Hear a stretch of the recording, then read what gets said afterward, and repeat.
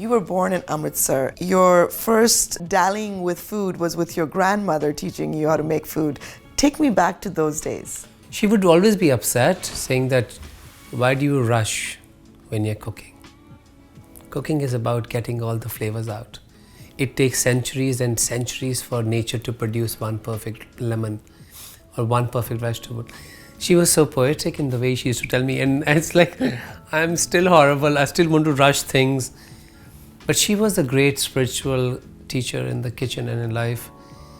And she's the one who introduced me the concept of langars, the community kitchens of the Sikhs at the Golden Temple. So I think it was unique that the entire thing came in full circle when I come back home and then one day I tell them that I'm going to start my own food business. And my father is fantastic. What do you know about food? I said, grandmother, we call her Biji, she can cook these three: bhatura, paneer pakora, and gulab jamun. We can do these things and we can sell them. And we will often go to schools to sell them, and a little boy behind her. But later you realize that food, you needs a lot of training. You cannot be a chef just because you have so much of passion. You need certain discipline, dedication, education. You need to have formal training. And you need to be institutionalized in certain way. Not completely, but enough to break the rules. But art is different. Art is destructive. When you would create new dishes, art was tough for some people to accept me. Because I started in the South, born and raised in North. And I traveled in India extensively. And that time there was no internet, no YouTube, no learning which part of the country cooks how and what they use and what is the process. No YouTube recipes. No YouTube recipes. So you had to actually physically go and witness something. But when you witness something in reality, it's very profound. It's like touching God, literally. But that would not have the understanding or passion or honesty or dedication if my grandmother was not holding my hand. And that was almost rebellious, because it was never a man's world to be leaving home and cooking in the streets and cooking in the restaurants. Sure. And now when you go to some of the convocations of colleges and most of the kids of the new generation want to be chefs, it's just so heartbreaking and heartwarming and great. And because cooking is not just that dish. Cooking in totality is very plural. What India is. In the simple things, tell me, what was your grandmother's favorite food for you? What would she make for you? She would do these fenugreek leaves with potatoes in a cast iron wok. I still have that. Methi aloo? Methi aloo. So it was amazing the way she put asafoetida, and that was it, salt, little bit of turmeric, salt, that was it. I just don't know how the food tasted so good. I don't know if they made okra, just bhindi, it was low flame, mustard oil and cumin. Why did it taste so good? Why can't we touch that divinity? And I'm like, guys, I have all the spices at my fingertips. I can just order any kind of oil you want from me, anything you want from me. But why cannot I cook like that? Well, you can. I've eaten your food personally. Of course, Junoon is maybe, I would say, a turning point in your chef career. Would you say that? There's a lot which had happened before for you to become so aggressive on the international stage. And initially, I never used to talk about the shame and the dark side of the industry. And it is very dark, especially people of color, because when you look at the magazines and the food columns and the cookbooks and the TV shows and the Michelin star guides, it was always about the white guys. Mm-hmm. And suddenly you interrupted that entire sequence for being a person of color, just popping his neck out. So of course you had to be hammered down many times. Tell me about those days, because that's so inspirational. Really? Yes, absolutely. I remember there's a chef in Paris whom I patronized too much. So I've tricked myself and I've figured out a way to get a job in his restaurant because I was desperate to learn from him.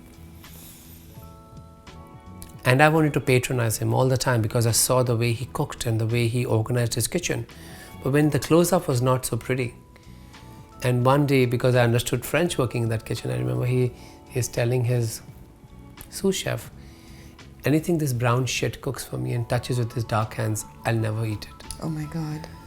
So it was a wake up for me. It was a wake up call for me, and to understand that I'm connected to much deeper heritage, and I can't discontinue. I should not discontinue, and I should be proud. And I remember going back to my apartment. It was in a basement, and I scrubbed my hands almost 20, 30 times. And after that, sometime I said, no, this is wrong. I packed my bags and I left. I never resigned. I never gave up. I think they still owe me for 2 weeks, but it's okay. Daan kiya. What you gave to me was much more important than that. And I came back to New York, and on my flight I said, I'm going to go back to Paris, one of my favorite cities which inspired me for food, after I get the Michelin star. And I went back on, I think, October 6th. October 5th, 2011, I got the Michelin star. And to October 6th, I went back to Paris before going to India. Not that anyone was waiting for me in Paris, but it was just like I'm yelling, guys, I did it. Absolutely. And nobody's listening. I'm like, okay, that's fine. As long as I know that it was... but that's the way the industries have worked for many, and the shift is inevitable. If a person like me, who didn't speak a word of English when they came to America, trained themselves understanding grammar, and I have still issues with past and present tense, but that's okay. You speak very well. I was trained very hard by so many teachers in New York, but I did not want to have an American accent, and I wanted to have, which was clear. But when I get emotional, I turn towards my Punjabi accent, so I have to be careful about that. There's nothing wrong with that. Yeah, but people don't understand. But so can you just repeat that, and then, okay, fine. But that is a turning point for me. Many times you felt that the whole glory of the Michelin food and chefs telling you, oh, Indians are just cooks, they're not chefs. Chefs are us. And that would break you and says, what do I need to do to be on the stage with them? My war happened in New York, like the toughest market in the world. Absolutely. What you said previously, I think, is really, really profound and important for so many people out there who dream. And obviously, we all have our own trials and tribulations in life. We all have setbacks. But you overcame that. What, at that point, did you say to yourself? How did you inspire yourself to get over that? My father had an amazing saying for me when he was alive. God bless his soul. So somehow there was beyond the telephones, your parents are connected to you. There's a strong telepathy. They know when you're sinking in. And he would say, just remember one thing. In Punjabi, मैं शेर जम्या. I've given birth to a lion. And he did not understand that how injured or scarred the sher was. His lion was so injured because he did not see any light or any support coming his way, because doing small restaurants was okay. I had lot run.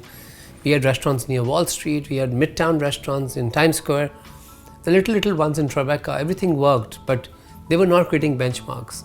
It was hard to sustain, with that price points of $3, $4 curries and lunch boxes. And he would always say this, and sometimes people will say, where are you going? I said, I'm training to become the lion because my father says so. I think that kept me very grounded and kept me very ambitious. I remember he saying that the lion has to go that far that the president of America has to call him and says, can you cook for me? And that happened. But he said that first. I didn't think about that. So I think it was you figured out those things in early challenges of your life, that your war is going to be hard. There's going to be a lot of stress. There's going to be a lot of setbacks. But you will quit when you quit, not because failure set in.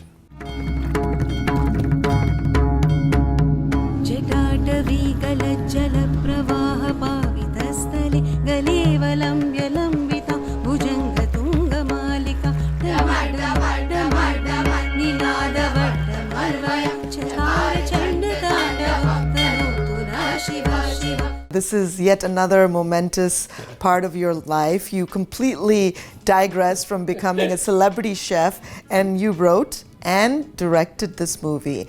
What a strong subject. First of all, Vikas, why did you choose such a strong subject for your first movie? Did you relate to it? I relate to it in many levels. Being a female, of course, I've lived most of my life here. I thought it was so beautiful, and you know in the back of your mind these things exist, but when you see it, you know, in such a powerful way, it really shook me up that this is how women have been living. But in the end, it's such a sweet feeling that they got victory. So yes, I related to it. As humans, as a person who's written more than 40 books, we have very short-lived memory. We do not understand when a freedom happens, what for the people who take freedom as something which is given to them, they didn't have to fight for it.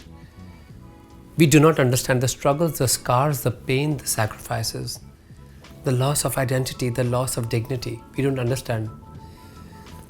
So when I see sometimes in America, like be the most progressive nation in the world, I don't want to be making a political statement, but you see that somehow we are moving backwards.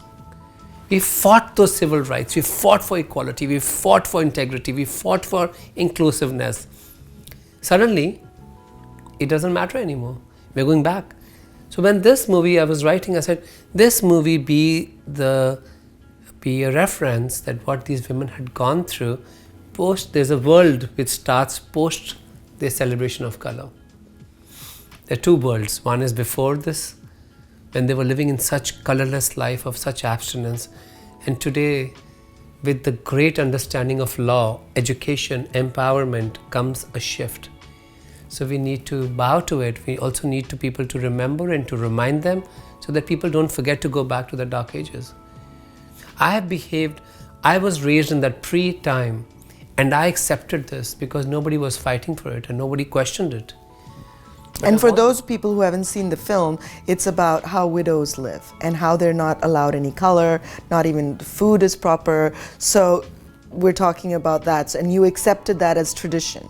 Yeah, because no one questioned it in my society, in my neighborhood, in my community, in my city, in my country so many times. I remember one of my editors said, you know, I was so moved by my movie, I got my grandmother yellow sari.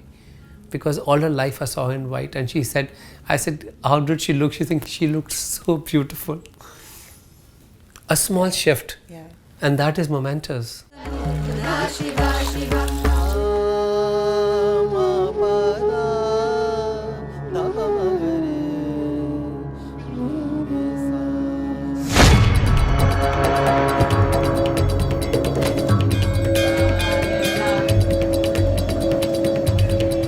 So how did you prepare for this film? I'm sure you visited the ashram. I did not make the movie. I always say I didn't make the movie. I have no ability to make a movie. It just happened through me. I was a medium. When all these characters were coming my way and I was just keeping my heart open to absorb it. But it was these characters who were coming in my life to and forth, inspiring me, driving me, that we are telling your story. Please keep your heart open. Don't judge us. Please don't judge us. You don't understand what struggles we are going through. Don't judge us, but be compassionate. Even the little girl, how she came in my life, it was a post-Kumbh Mela. So all these kids, Kumbh Mela is a huge religious congregation which happens in Varanasi, in Allahabad and Haridwar, like on the banks of Ganges. And this girl comes and extends her hand in front of me and says, did you see me walking on the rope? I said, no. He's saying, I walk in the sky. I'm fearless. The way she said it, the confidence, the ability to achieve goals in life was so powerful and real. So I said, what will you do? You're so intelligent, why don't you go to school? She's saying, I'm saving money for school. Oh. I said, how much you need? And I said, HOT, when you get educated, what will you become? She's saying, I want to become a police officer, sir, because I want to bring order. I want to teach this police officers a lesson, the way they treat me. She knew to fight that life of total marginalized dignity, that she can be fighting in a society with education. That was something which was turning point of the narrative of the novel and the short story and the screenplay and the movie. And I think anyone can make a movie. You just need to have the heart, and you need to keep your heart open too. Because all these energies will be thrown out. That step well which I show in the movie, that's a real thing. So I saw someone drowning their daughter-in-law in the step well. You saw that? I saw, that's how the guy, what's going on? And the priests are praying in the backdrop. And I'm like, you pushed her. These steps, she would have died. You know, I'm started like, I still choke when I think about that. And the priest is saying, oh, stay out of it. This is between them and God. I'm like, she could have hit her side of her head. I saw it. And the daughter-in-law has totally accepted it. And this is the mother-in-law is like, don't you work on TV? I'm like, holy God, yeah, I work on TV, but you know, you were about to kill your daughter. And I was saying, if she's not totally immersed in the water, she's never gonna bear a son. And I like it the way we find the closure in the end. She's saying, enough. Yeah. Enough. I did not want the son. And I love that I start Sanskrit shlokas in the backdrop. Yeah. I just think that is, and that's all organic. I don't know anything. And the music, I have no idea how the music is made. But I was humming on the banks of Ganges when the tune came to me. You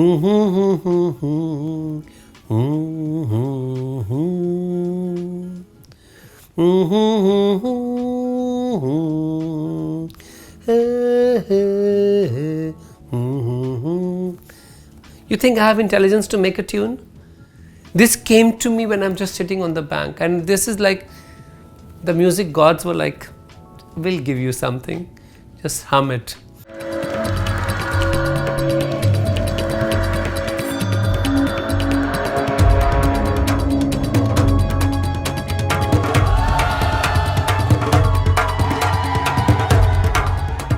I remember when I first announced the movie and Neena Gupta announced it, everybody started writing on Neena Gupta's wall, ma'am, you're tagging wrong Vikas Khanna, he's a chef, he's not a filmmaker. You think that's what I'm saying, guys? We've been working for this for years and he has made this movie, and it's amazing that people can feel that you can do arts without being boxed. That's the purpose. So tell me, as a director, has your vision been accomplished? No. It's like I've never had a perfect dish when I always have to keep crying. This could have done better. This was not right positioning. No, I don't think. I think I'm a dissatisfied human being. So it's just not me. And it's like people like yourself who are watching it, they feel that, okay, you're taking me to a world which I had no idea, but I knew about it. I'm aware of it. And the world was beautiful in its all shortcomings and scars and discriminations. That was a real shot of spitting on the head of the girl. When I saw a truck driver who sat on the truck seat, driver's seat. He did that? And spits a chewed beetle leaf on a little girl who was on the street. And I started yelling, what did you get out of it? And he was feeling proud that he spat right on the head. I'm like, this can't be a game. You're spitting on a child who has, and you go to a temple, there's a God inside her. What you're spitting on. I got so emotional and so passionate about it. That's why it's in the movie. Yeah, it was a very, very terrible in a good way scene to watch, right? And you see how she gives it back to him. Yeah, I loved it, yes. We feel accomplished that yes, she's being prepared to rise.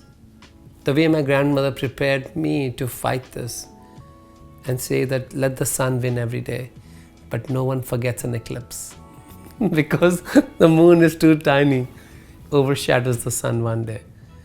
That memory is very powerful for people to believe that the universe is structured like this.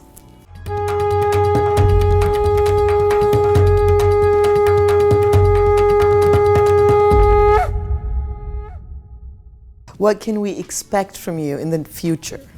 I've just opened a beautiful new restaurant called Kinara in Dubai, JA Resort. Please visit. Absolutely, I'm going to be there. That's my real life too. Of course. But people are so much struck now that everybody I meet on the streets also. As I'm coming on the flight, this girl said, Chef, what's the next movie now? I'm like, please, can you ask me what's my next restaurant? Well, I'll ask you, when is your next restaurant going to open in LA? Okay. I don't see, I'm a slave to the universe, and somehow that will find its way to mix and match and bring me here if it's got to be. Yeah, we've put it out there, right? Okay, done. Well, great to see you and wish you continued success. Thank you.